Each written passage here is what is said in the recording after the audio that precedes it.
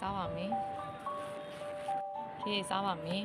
ဒါကဘာမှထားရလဲဆိုတော့ငါဘာမှလိုက်တာပါလေဩအသားကင်မီးရှိခေါရုံမီးရှန့်မှာထားပါတယ်ကဲခေါရုံမီးရှန့်လေးကိုစားပါမယ်အသားကင်မီးရှိလေးပါဒီမှာဆိုပါလေးပါလဲဆိုတော့ဟိုတာအသားကင်ပါပါတယ်အသားကင်ဘယ်နှပြားလောက်ပါလဲကြည့်အောင်မစိုးပါဘူးเนาะဒါက6000 jets ပါ6000 jets of roasted meat မီးရှိပါခမလို့ဆိုတော့အသားကင်မီးရှိပါတရုတ်လူဆိုလို့ရှိရင်တော့ခေါရုံမီးရှန့်မှာအဲ့ဒါလေးကိုစမ်းစားလို့ရပါတယ်เนาะအရင်ပိုးရှင်းအရင်များပါတယ်မင်းကျမတို့အရင်စားနိုင်ပါတယ်မင်းကျမတို့အရင်စားနိုင်ပါတယ်